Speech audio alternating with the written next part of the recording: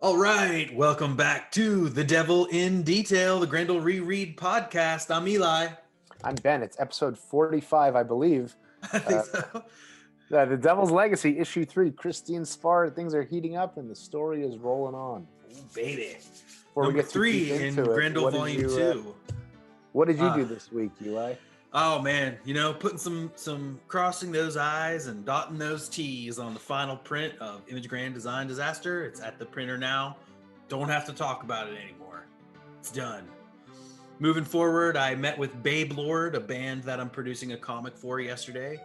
We had a masked hang here at my house and got a page lock. Just waiting for a couple more things, and I'm excited for some printing challenges. I've got to figure out a three page, like a fold out. I'm gonna have to work with a printer to try to figure that fold out. Wow. And so I'm psyched about that. I'm trying to get everything set to just move forward, like Wizard 2 and seeing these amazing pages you're working on with OF Dubs, Oh Fuck Why. And I had two Grendel creators reach out to us this week to say, I love what you're doing and we're excited to be on the cast, like when our comics come up. More on that later. Oh, very presumptive of them. Yes, exactly. Well, thank you, mystery creators. That's quite nice. It's awesome. That's very cool. Thank you. Yeah. Thank you, guys. Yes, can't wait to hang and talk with you guys and have Matt back, our third host. And that's it for me, I guess. I'm just constantly creating. Tanisha just wrapping up a 350-page book and nothing big, and then starting another 300-page book. Well, no, actually, it's really crazy because April 1st, the Ween Zine starts the pre-orders, so then I'm gonna have another print. So it's basically like I'll be packing and printing, shipping all the Image Grand Designs, packing and printing all the Ween Zines, and then I have to get right into Wizard. So ain't no stopping this cosmic train. Woo woo. That's great. Yeah, dude. What about you? I'm good. I've been penciling OFY issue 2, and it's been going good. I have I'm on page 5 right now. It's a 9-panel grid. I have the top tier done. Nice. And it's going pretty good. I suffered the death by 1,000 Snyder cuts yesterday. Oh yeah. You did not enjoy it, huh? It was fine. It's a movie. It's what's not to enjoy. It's right. What's not to enjoy? It's like I am. It's not like offensively. Nothing is offensively stupid to me. I'm the creator of Oh Fuck Why. Nothing's offensively stupid to me.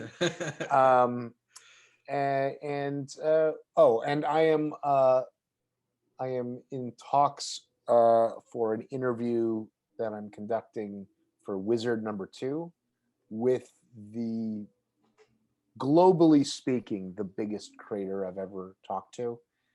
And I'm a little nervous because I've only read about 1,000 pages worth of their work. Only? In their 5+ decade long career. So this person is being very, very kind and generous to me, and I just really want to make sure that I go in there prepared. Awesome. But I'm prepared today. I read Grendel number 3, and I'm excited to get into it. Hit me with the intro. Let's Grendel it up.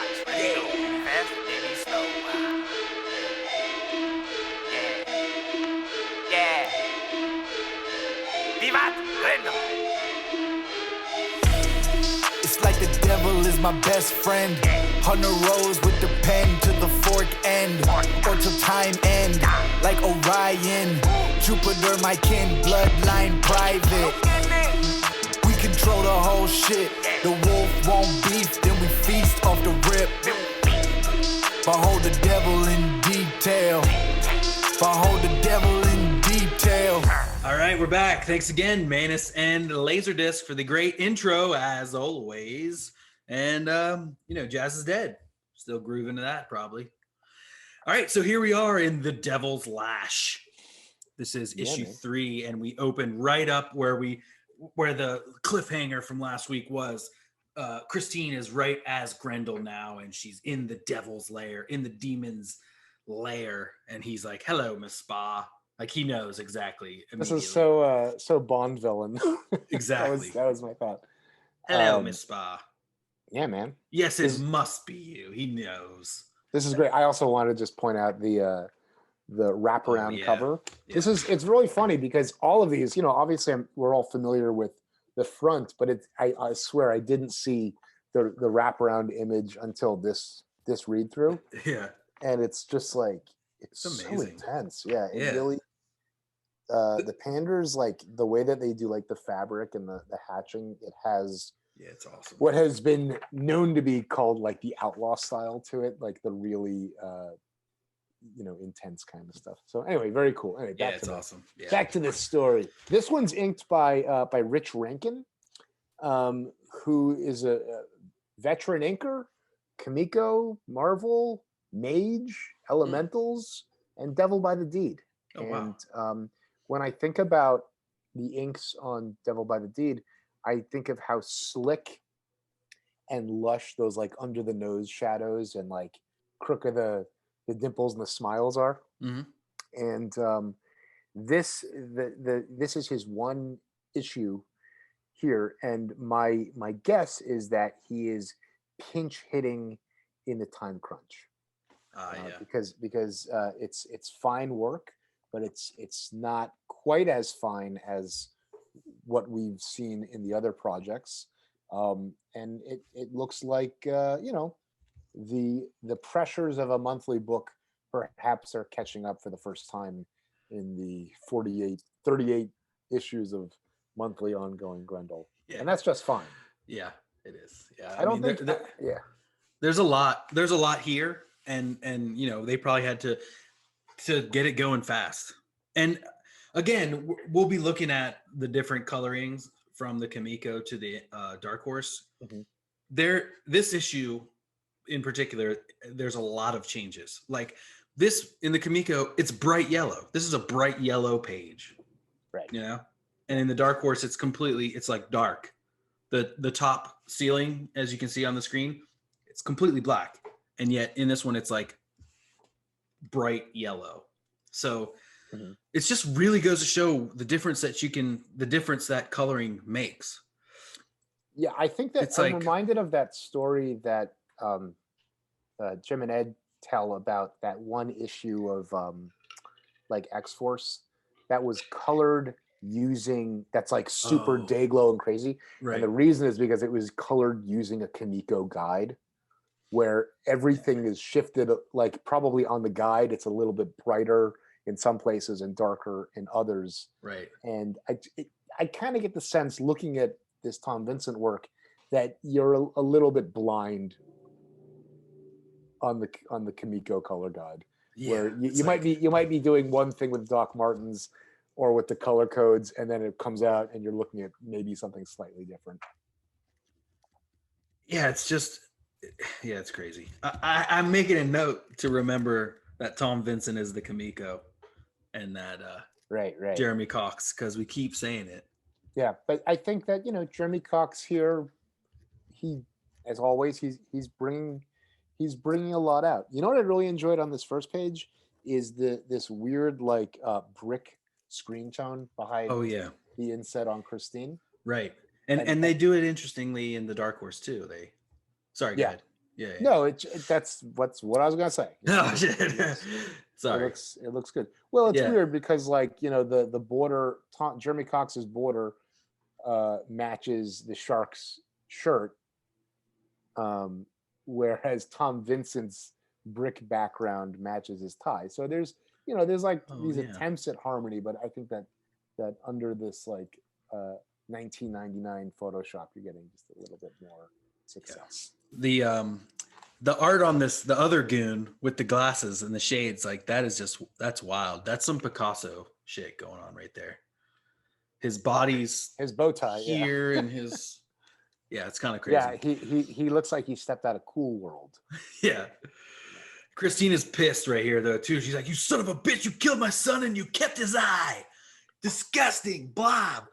And oh man. So And I was trying to make more sense of like the different color boxes, again, not Mhm. done in the Dark Horse, but in the Kamiko. Sure. And I feel it's these like different voices in her head. I think that one is for sure her writing, and then one is like kind of like the good and evil in her mind or something like that. It seems Or it like might be like the editorial voice about her writing. right. And then it's like the writing, it seems, is all being done voice recording.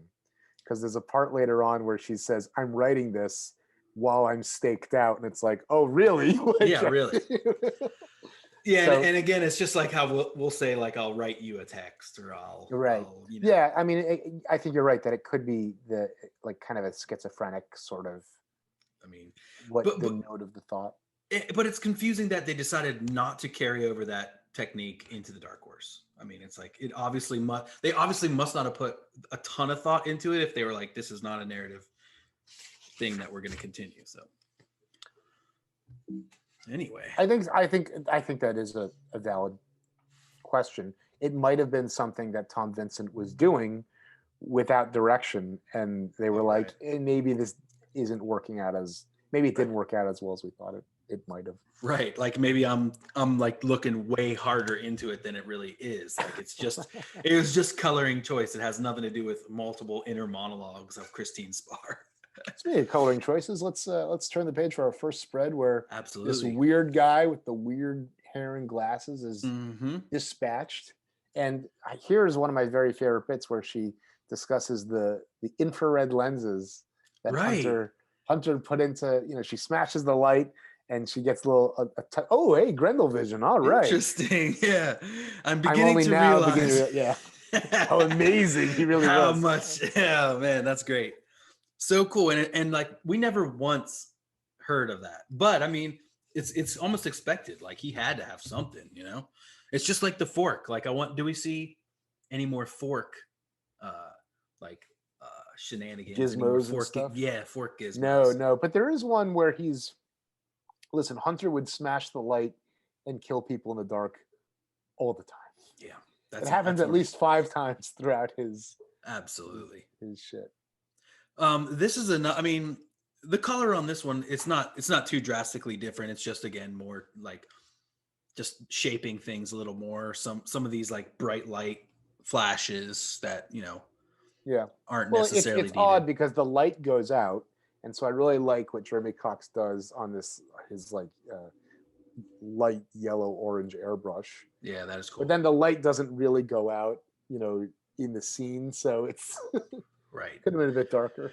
Yeah, I mean, and especially in the Kamiko with these bright purples, and although there is some cool screen tone, like I could see well, and these blue lines that they get inside the eyes on panel 2, the inset, or on page 2, page 3, the inset panel of her, like of him grabbing her by the throat. That one's really cool.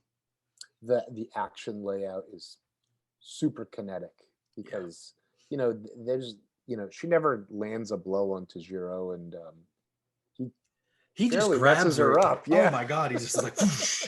Man, this is like a super cinematic fight though. Like how I just can't wait for the day when we can see Grendel maybe somehow on the big screen or just to see the smoothness of a fight with this stick. And man, so much potential in that side. Obviously the comics portray him awesome, but geez. Yeah, she lands in a very untidy pose. Yeah, for sure. Yeah, and again, it looks as though they kept the texturing that they did on the carpet. They just kind of made it all a bit darker and stuff. Mm-hmm. Wild. What's a really cool effect is this like crosshatch spiral when he throws her. Yeah, there's a couple cool things like that in this issue. Yeah, and I mean he just grabs her so hard. What did she say too? It felt like I'd been hanged, like because he's got a little bit of that super strength, and he just grabs her. I mean, and seemingly hucks her across the room like a rag doll. God damn. But I met up with the darkness. Wowee. So then the next page, again, the battle continues to rage. And this is, again, a nice little effect. It was dark, hot. I like the kind of like staccato rhythm of a lot of the words in this issue too. Matt's kind of doing a cool thing to show her like out of breathness and the heat of the moment and all this crazy stuff. There's a lot of very stylish things in, it's 4 panels, but the way Tujiro breaks and moves, and then the way that last gutter arcs so cool. is really cool. And I think that Jeremy Cox does a very good job on that last panel, just like just the asphalt and the building and some of the airbrush and all that. But I want to give Rich Rankin props on his screen tone. Yeah, absolutely. This was the place where I was like, where I really think that he was, this is a great example of how to use screen tone. If you're going to use screen tone, here's Professor Ben's rule of thumb. Use something once per page. Don't go crazy. Yeah. Like 1 effect per page, and use it thoughtfully. Right. And so here, finding these like perspective insets in the architecture to use like the light fade looks so good. Chef's kiss. Really, really nice. Oh man, and the like shattering glass too that's falling all around her. Mm-hmm.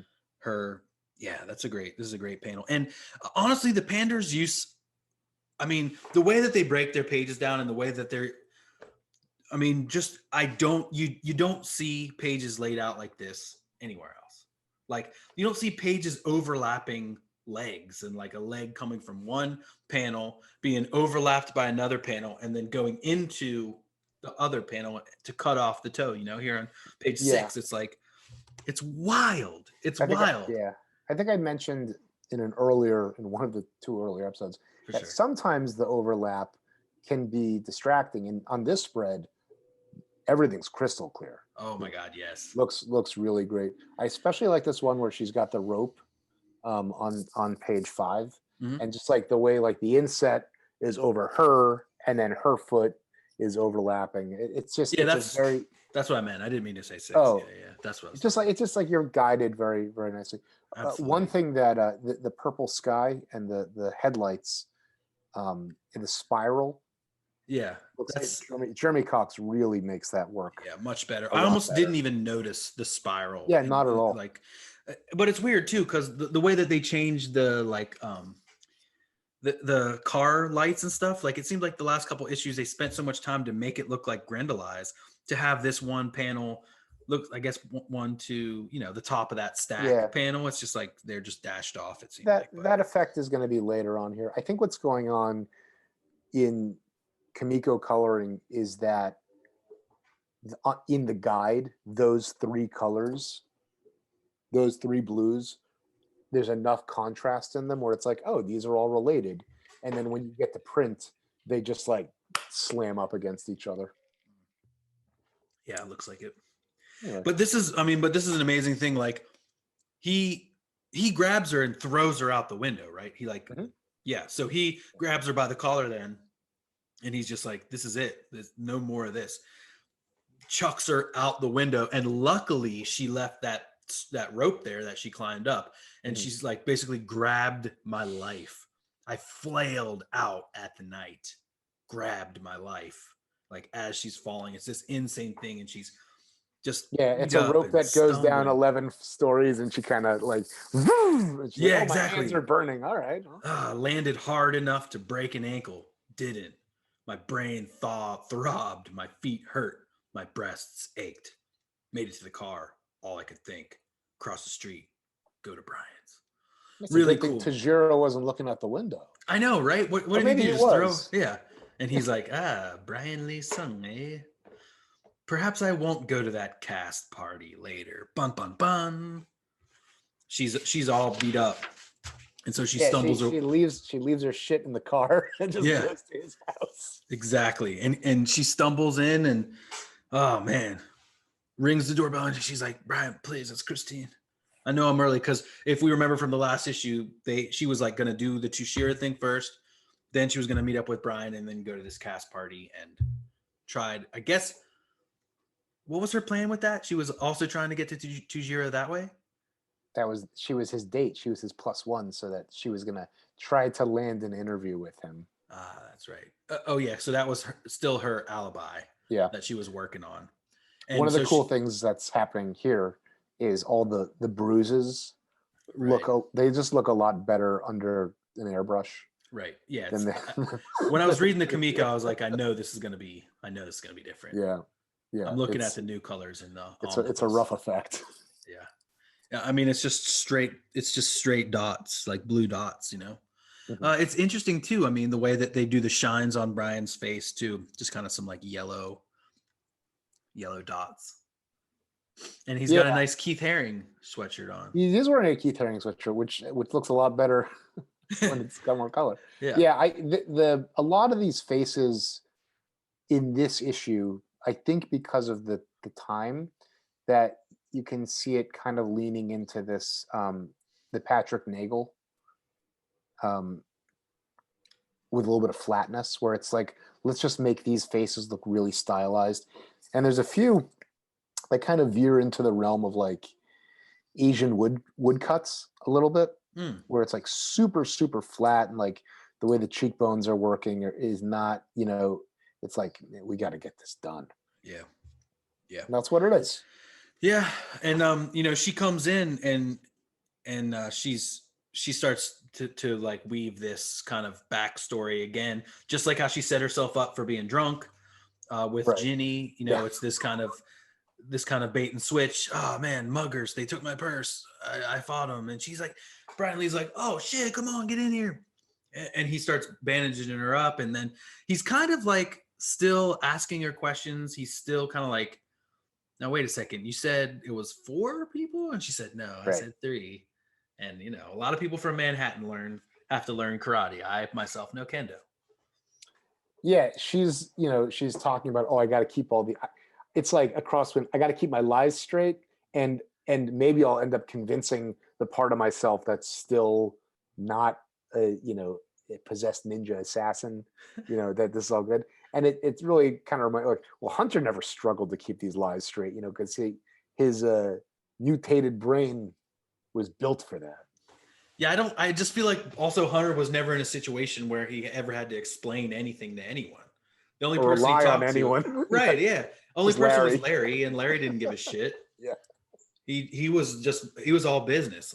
Larry's not like an Alfred. He's not like anything like that. He doesn't care. I mean, he cares, but he's not. He never asked anything of Hunter. He only. Can you imagine if there was a Larry Alfred scene in the? Oh, that'd be amazing. That'd be crazy. Oh shit. That'd be crazy.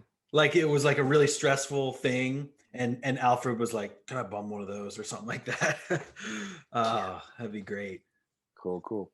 Yeah. All right. So they continue, and it's almost like undresses. It's very sensual. He's just like touching all over, and like he's rubbing in some of these creams, and it only gets more. I mean, on the next page, I had a few times where I was like, they're not having sex. Like he's merely applying ointment, Oh yeah, right. You mean between the sunrise and the pancakes, there was no sex?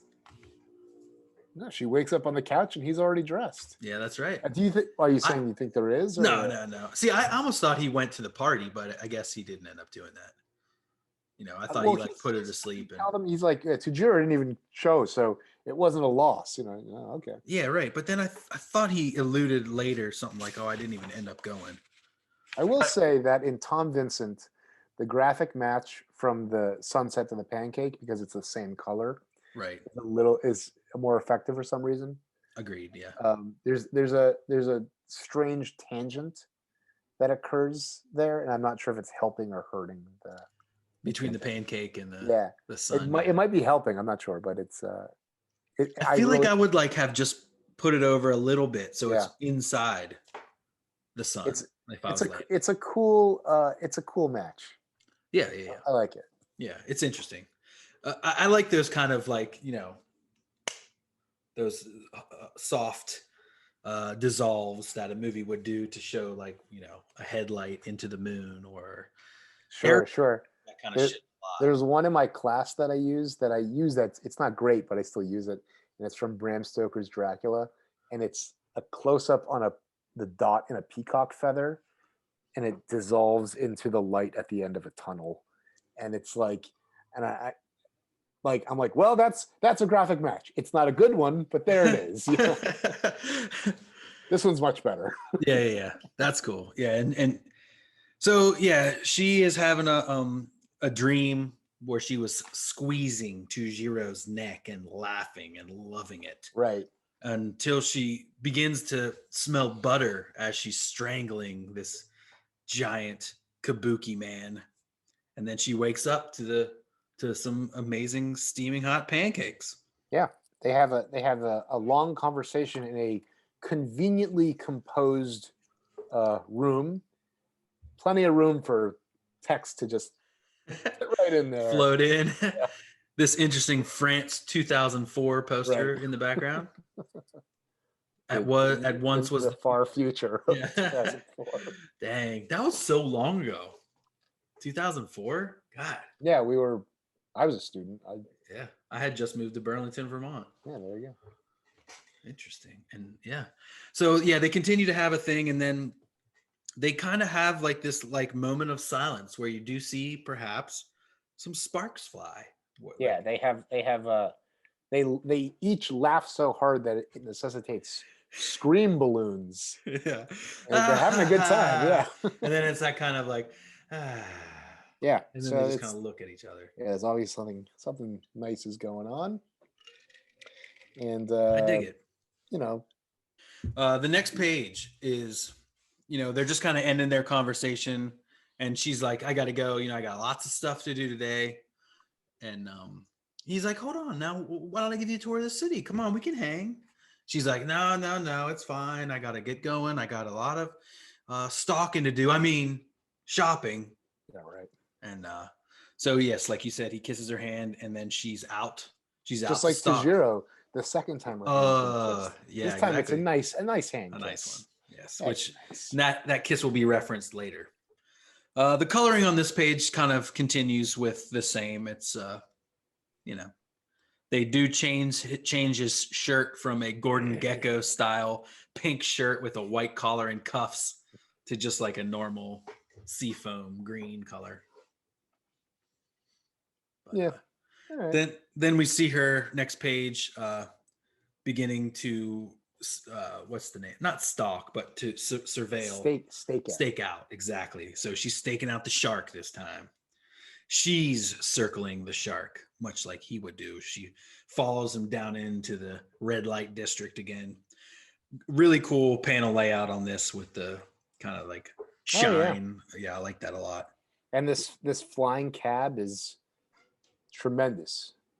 Mobius would love that. Yeah. Very, very Corbin Dallas. Yes, exactly. And so she's beginning to circle around like a shark going in for the kill. And I like it again too. Here's another part that made me really think like, okay, these are different voices in her head, because the three on the left are the pink, the middle ones are green, and then the outer ones are kind of like pink again. But then the green says like a shark and the pink says like a shark, like it's said twice, which made me think even more. It's like these kind of like repeating inner monologues that are not necessarily fighting, but at odds or something. And then there's a note prize here. Because they're missing a part of the mask. And I don't understand why they didn't add it into the Dark Horse. Double no prize. Oh, man. That's crazy. I mean, it's just crazy to me that they would let it fly and then not try to like change it. Of all the things that do get changed. I know, right? Interesting. Interesting. Who's to say? All right. So this is epic. But then on the next page of the Kamiko, we have the in-house ad double page spread, which is don't miss the most anticipated event in comic book history. The hero discovered concludes in a special double-sized issue, which will feature a photo cover and a 3-page pull-out center spread. Matt Wagner's Mage number 15, on sale in December from Kamiko, the comic company. There you go. All right. All right. This, So Jeremy Cox really brings it. yeah, on this spread is really affected by Jeremy Cox. Again, taking out makeup choices, which is weird. But however, I do think one of the most effective panels in this whole issue is right here at the bottom of page 12. Man, Gets it? oh man, well, that's 13. Oh, I mean, yeah. both of them. I'm saying, Here's you know, me. so she's like climbing up the side of this this, Oh, yeah. you know, hotel where the shark is in there with a lady, with a sex worker, and he's like getting ready, and you know, and she's just like, he's on the bed by the window, and you know, it's dark. Again, though, this is one place where the Tom Vincent colors are weird. It seems like daytime. It's blue out the window. In the Jeremy Cox, you can kind of see it's like maybe dusk or something. It's still blue, but then in the next panel, when you see the Grendel eyes kind of like show up in the shadowing, I mean, that is cool. That is well done. Like it's really like coming out of the night. The eyes show. To And make the George Lucas rhyming poetry argument, the sequence is very similar to the death of Barry Jean. Yes. As the low level pornographer and pedophile. Right. He was on the couch right in front of the window. Yeah. Damn. Grendel climbs up through the fire escape, in through the window, and gets him right through the neck. Gets him. Man. Well, he toys them a little bit first, but yeah, well, exactly. She lets him get fully erect, and then decides to. But this is very similar to that. Yeah. I mean, we got to talk about this coloring too on the shark too. The Tom Vincent is so wild, really kind of like not tie-dye, but it's got three colors. It's got like a pink, a blue, and then like a yellowish. That's all kind of like mixed in this interesting fashion. And then while the Jeremy Cox Dark Horse colors kind of just bring it to like skin. My guess is that in the guide, you think those are going to mix a lot better. Yeah. It's just interesting. Yeah. It's like, it's wild. It gives him this like otherworldly kind of look to him, but then. Yeah. Well, that pale yellow that is so frequently used. Look at this. Okay. If you look on 12, the yellow that's used is actually more of an orange. Yeah, that's true. Right, and actually that's appearing a few times, and the mix is a lot more seamless. That there's less contrast between the hues. But then on this yellow, when it's used effectively, it has a more almost like cubist, like it cuts a plane. You know, like absolutely. And all that stuff. So. And too, there's like the brightest point is like at his forehead and nose, whereas in the Dark Horse colors, actually, well, Jeremy Cox makes it. That's white. It looks like there's it's straight white. The absence of color, which is something that Tim Sale was complimenting Teddy Christensen on how like when he was like, one thing you're really good at is knowing when to just let white be a color. You know, to let the hottest highlight just be the absence of color, and that's what I think is being attempted here. It's a pretty good effect. Yeah. Given the blindness of the analog process, you know, it's just like it looks like there's a real leap of faith that's going on because you don't know when you're gonna get baby by your ring. Yeah. Yep. All right. Continuing along, man. She's like, so then the lady is just like, oh my God. And then next scene, the cops coming in. That's some straight Blade Runner, Jeremy Cox. Yeah. That's a great panel. And yeah, exactly. Yeah, Jeremy Cox really knocks it out of the park with the shininess and the however, this final panel on 14 is holy shit. The most different of all. It's insane. Like they added this. I mean, in the Kamiko, it's just a green rug, basically. Here it looks like a circuit board. Right. It is highly textured. Crazy. Yeah. Remember when Joe Matt did all those crazy carpet patterns in the Gotham Club or in Hildy's apartment, and it was like he must have painted a model of like this, you know, to get the carpet on model depending on what it is. Yeah, this looks like, I mean, it looks like Decker's apartment. in Blade Runner. Yeah. Completely different looking. Yeah, this weird animal. pistachio green. Yeah. Yeah. And they're like bringing in a stretcher and they're questioning. And like, she was like, look, I was only here for a second. All I knew was first name. But then she says one thing that connects everything. Those two blades coming through his goddamn throat. And he's like, two, huh? The cop's like, two, huh? Interesting. And then nonstop ringing. Christine's phone is ringing. And she's in the shower, kind of like, my first kill. Now, let me ask you a question. This, before we get to shower, the cop too, huh? That's a San Francisco cop. Not to be confused with the New York cops that are like cut from the same mold. Right. Like, because we haven't developed, there's no, like, the Wiggins isn't a thing yet. There's not a cop that's like on the Grendel beat, or like, in the old Mask cartoon or comics, Calloway was like, I've never read those. See, the main character is really Calloway. He's the only character that goes through the whole thing. He's always traveling and searching for the big head killer, and then the Mask travels between different people. But Calloway is those are by Doug Mankey?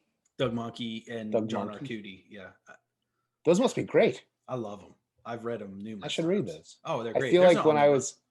Oh, that's right. I feel like when I was coming up, it was like, I would get like the catalog, American Entertainment, and they would be expensive. And I would be like, well, I guess I'll never read these $15 comic books. Yeah.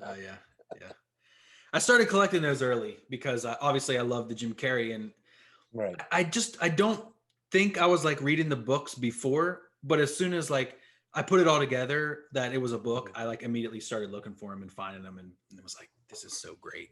I saw that movie 3 times in the theater. Awesome. I must have seen it more than once. That was the first time I saw a movie more than once in a theater. Really? Yeah. And that's a Dark Horse book, coming out around the same time as this Dark Horse, or as well. It's really funny. It's funny that it's never had a successful revival. Right. They did one actually last year. They did a Mask. Oh, really? Last year. Yeah. It was Doug M back on? Nah. Oh, none of the original creative team, but it was political. It was like the Mask ran and won the presidency, and it was a thinly veiled takedown of modern government. It was pretty cool, actually. I takedown of Bernie Sanders. Oh my god! Oh, it must have been him. All right, cool. Right, yeah. So Christine's washing off, and the phone's still ring-a-ding-ding-a-ling. Oh my god! Thank God for Jeremy Cox on this page. Oh yeah, on 1617. This it looks like St. Patrick's Day decoration in Kamiko.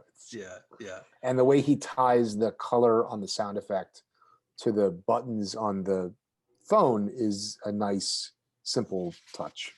Great. Yeah. Okay, guys. Now those glass square tiles are so 1980s. I wish I knew the name of that thing. Yeah. But that is a very Chip Mosier said 80s in the 80s. That's. Oh yeah. The other place that those show up in my cultural memory is in the movie Brazil. Are you into that one? Yeah. Yeah. Okay. Cool. In oh god, what's his name?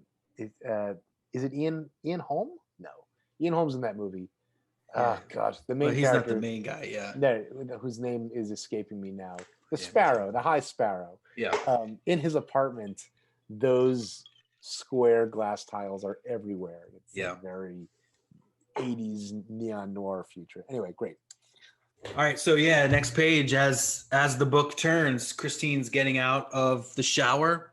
This was the panel where the face looks like a Japanese woodcut. Right. Yeah, right? It does. Super flat. Yeah. And she's drying her hair, and I feel like we're missing the ringing sound effects. It should show that the phone's still ringing or something. But she picks up and it's Jin, and she's like, "What the hell? What are you doing?" She's like, "Haven't you heard?" I think what's happening in the plot and script is that she's calling her back.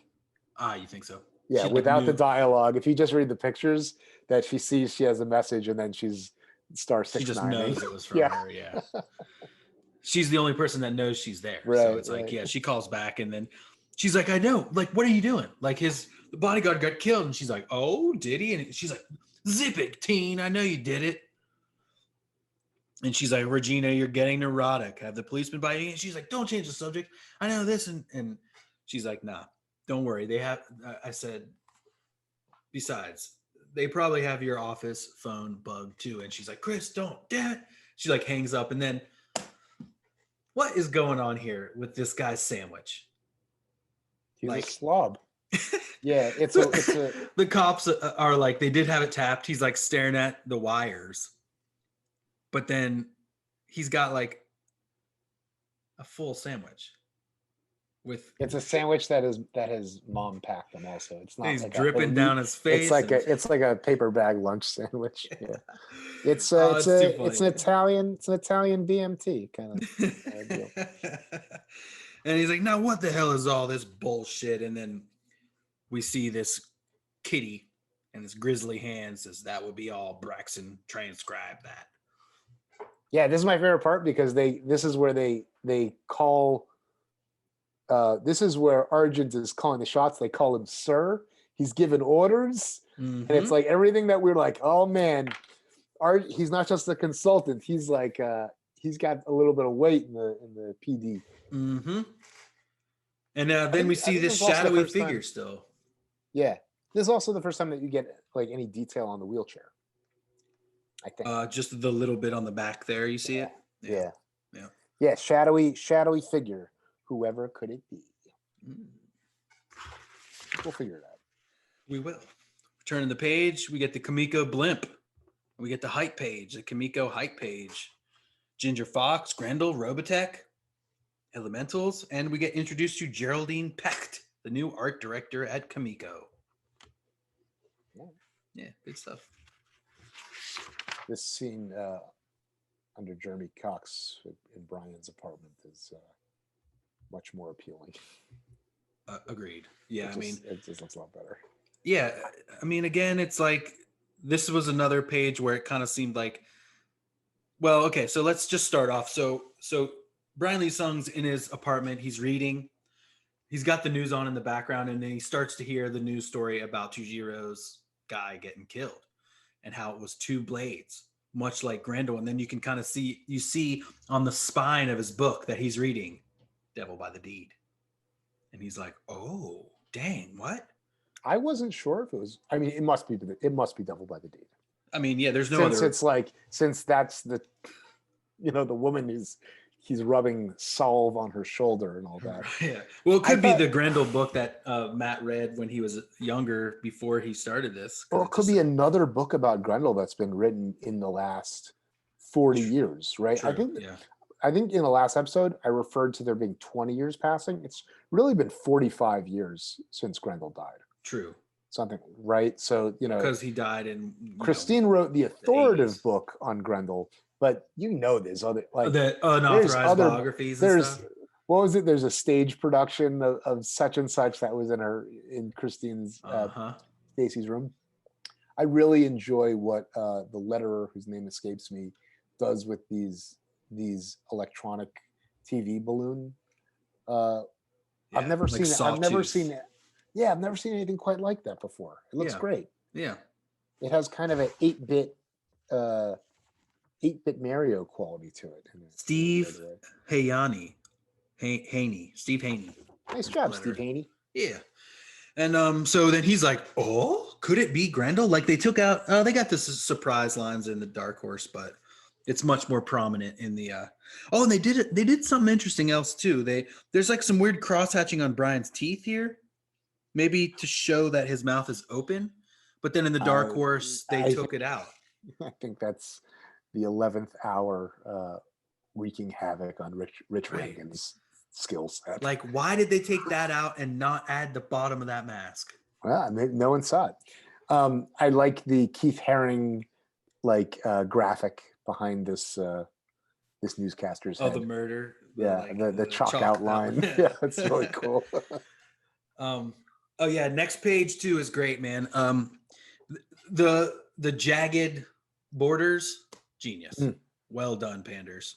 Yeah, that works all the time. I was gonna say 80% of the time, it always works for them. Yeah. It's a thing that in manga, like manga does it all the time for talking heads, and it never, it's just like, it's so obvious that they're just under the gun. It's go time every single day for these mangaka. So like whatever decision you make, just do it so that like the commuters can get their fix and you can keep getting a paycheck. Exactly. Here, these guys, like it works all the time.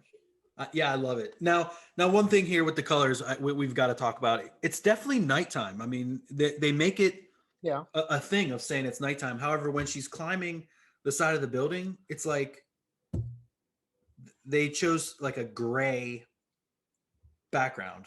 Well, this is the second time we've had that bird's eye view shot Mhm. where you're looking straight down on the asphalt and there's no color difference between the architecture and the ground. Yeah, that's true. So you're right. Like it's the time of day but you can't see the sky either. It might have been a thing with the colors where they're like, if we do this, she's going to get lost. That's not something that they feared in the Dark Horse because, she kind of does get lost, but it's nighttime. She's all in black. Exactly. Like they're trying to convey that she's like sneakily. There's also some stars added. There's stars added in panels 1 and the one with the grappling hook. Mm-hmm. Right. So that's another good thing. Yeah. I think that this issue is, everyone's under the gun. Yeah. And Tom Vincent is getting the short end of the schedule stick. Yeah. Like Rich Rankin is obviously a very talented guy who had to get this done as a pinch hitter. Thank you, Rich, for getting the job done. And then Tom Vincent's like, all right, whatever time's left, like that's for you, bro. That's what I have.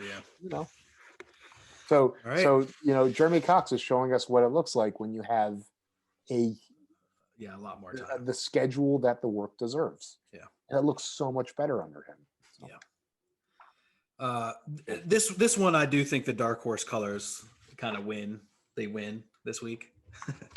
For sure. It's a competition, but there's also 15 years of digital approach, versus so absolutely. Yeah. All right, so she's getting ready. So she's watching Tujiro like exit his apartment or his hotel. She's thinking that he's going to be a little bit shaken, but he's not at all. And so bullshit. He's hunting. So am I. More later. Took me 3 times last time, once tonight. So she's climbing. She's getting better at what she's doing. She gets up there. She's climbing in. Next page. Very cool. And again, can we talk about 20 just a little bit? Yeah, sure. You mean 19? I'm talking about the one where she gets in the car at the end, where she's whistling to the music, smoking a cigarette in the car. No, we just turned. Yeah, we just turned. Ahead of you? Yeah. Well, we just got there. Yeah. Yeah, this one's really cool. In Kimiko, the clouds have the gradient screen on them, mm-hmm. which looks pretty cool. The clouds look amazing as they kind of bend in perspective. Yeah. And then you can see on Kimiko in panel 3 that between the clouds, the sky, and Christine, you have 3 blues with enough contrast to have mood. Yeah. Right. Which is cool. And then just like there's such a weird dark humor in the storytelling of that last panel where she's in the car smoking with her hand at the window, mask drawn up, and like whistling along to the radio. Yeah, it's crazy. It's just like a woman who, like, the picture tells us this really complex, funny, sweet, touching, desperate insanity. I love it. Yes. Oh, look at the cast shadow that Jeremy Cox puts on panel 3 on the architecture. Oh, wow. Yeah, so this page really, really shines under the Dark Horse. Yeah. Jeremy does. I mean, it makes it so dynamic, like you said, with the clouds, and that the panel 2 triangular. Mm-hmm. I mean, man, it's dynamic as hell. So she like sets herself up for like a quick escape by having it ready, having the rope there. Thank God for this rope that I'll definitely be able to catch if thrown out the window. and then she hooks up this little thing that's kind of like an elevator for herself. So then we see Tujiro come back. He's walking inside while one of those madman floating orbs with arms is exiting. Remember those from Mad Men? Yeah, Can't remember what they were called. It's got this weird Like a ponytail. Ponytail mohawk. Love it. Love this little guy. Yeah, he comes out. He's very strange. That's like the Toolmate, that the backstage. Oh, yeah. Like it was like a Jetsons like device. Exactly. Yeah, just like a couple little nods to it being with cartoon hands. Yeah. yeah. She sets up this crazy climbing device, and it just looks better. Yeah. Tujiro's acting here is very funny, in that it's not the acting that's funny. He's funny. He's got this enormous mane of hair, and they I think they made a note that like somehow he's able to maintain a low profile, because in contrast to the spell that he weaves on people when he's on stage. Yeah. He maybe uses some sort of reverse technology that he has, like where he makes kind of is able to, people won't recognize him or just like now don't see him. He's got his bag with him, like always. His bag, bro. People have bags. Yes, but this time, we actually watched American Psycho last night a little bit, and there's that scene, he's walking out of his hotel room with his bag, and he sees that guy, and he's like, where did you get that bag? He's like, Peter Cardin or whatever, but it's like it's filled with a human in it. It's the same shit. That like, character, that character, the guy, he says, where'd you get the guy with the like red hair? Yeah, he would fit totally in this book. Absolutely. Right? Yes, he would. Wow. He's the guy on the porch right here that she's cruising up. And like, so these guys on the porch, they didn't notice like a string hanging down. He looks like the newscaster. Oh, from page 18. Oh, kind of. It's crazy. Well, that guy kind of has like a... Well, his hair does at least. Yeah. Anyway. Yeah, she's cruising on up. No one sees. Yep, the climber was perfect. Smooth like butter. Look at the beautiful gradient in Kimiko. One of the most effective. This is probably one of the best colors that we've seen in Kimiko. Yeah. On this one panel. Yeah. Yeah. But and it starts getting creepy, man. She's on the porch. She looks in. Tujiro drops his bag, and she's like, "Oh, I can kind of see that bag kind of like squirm in now." Tujiro locks his door with the electronic, and he begins to put on his eye makeup. Like, gross, dude. And then she's like, "Oh God, Anson, did he do all this gross shit with you? Like, is this the same thing that he did? How did he take you?" And then you see he opens up the bag, and this young boy like kind of stumbles up, and he doesn't necessarily look drugged, because that would make him polluted. He's just under the spell, and this boy kind of like wakes up.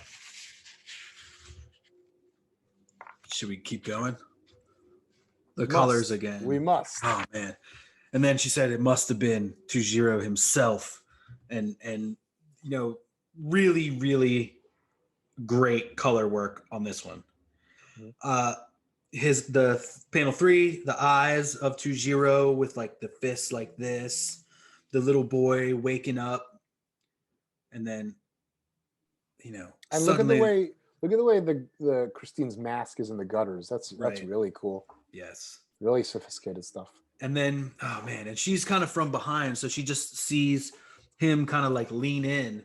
And here's where they kept the purple for once. The Dark Horse, Jeremy Cox kept the purple on her surprise. Like, and she's like, "God damn it. All I could remember was the feel of that bastard's tongue in the center of my palm." And we turn the page. God.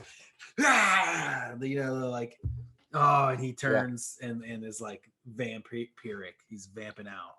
Yeah. The lack of text on this page is wonderful. Yeah, didn't even need it at all, man. Yeah, I mean, it's such a wordy book, and there's so many little staccato captions and one-word captions and repeated phrases and all that. And then this reveal it's And then also the kid's he's got his eye. His eyes. Oh, yeah. And they're very sure to not show you his eye at all previously. Like the panel cuts off and you don't see, and then you only see the other eye as he bites. Yeah. Surprise, there's vampires. Okay, cool. All right, sweet. Gosh, man. Great-ish. Love it. Great-ish. She's hot. Grendel, subscribe today. Yeah, Good I was again complimenting the I've been calling it these like gradient screens, but here it's really like a photo halftone pattern. So maybe what it is you tell the house that's cutting the screens that here we're doing a halftone. Yeah. I guess. I mean, I don't know. Well, can't you buy you can buy like a piece of the paper that is just dark to light, and then you kind of cut it however you need it or something for the halftones? I have no idea. Yeah. I mean, because I think it's all being done by the same color house, by the printing house, so I think it's a different command. When you're doing the colors, it's a number code. You say this is RBY3 or whatever it is. Yeah. For the flats. Anyway, yeah. I mean, we get a letters column in the Dark Horse. Since I didn't have the floppy, I didn't really get to read it. But we do get an ad for Grendel Past Prime, an illustrated novel by Wagner and Rucka, coming June 2000. And then we also get the Grendel Tales Homecoming ad. Pat McEwen, Dave Cooper, and Matt Wagner. Yeah, that Homecoming is really good looking. Very. Real good looking. Yeah. Awesome. Another great week of Granolin, Ben. Yeah, the story is really cooking, and I feel like one thing that when I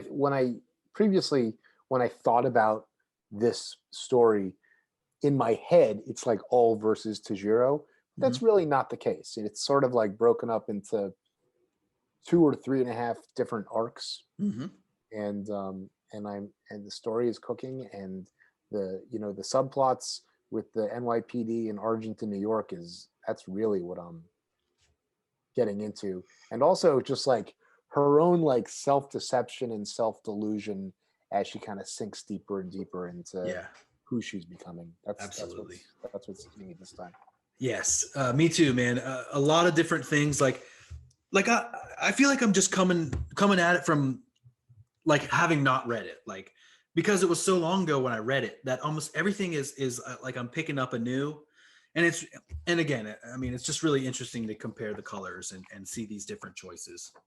Loving it, Christine. We'll see what's next, man. I'm gonna miss you. Yeah, you had pointed out the next cover it looks like it's inked by Dave Stevens. It does say that, yeah. Which is real nice treat. Rich Rankin does a good job, seemingly in a pinch.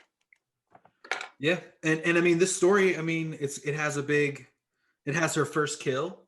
Yeah, it has her first, And the storytelling is phenomenal. Just like every layout is crystal clear and super stylish and moves like you wouldn't believe. Love it. All right, y'all. Vivat Grendel, and keep on Grenolin. Until next week. We'll see ya.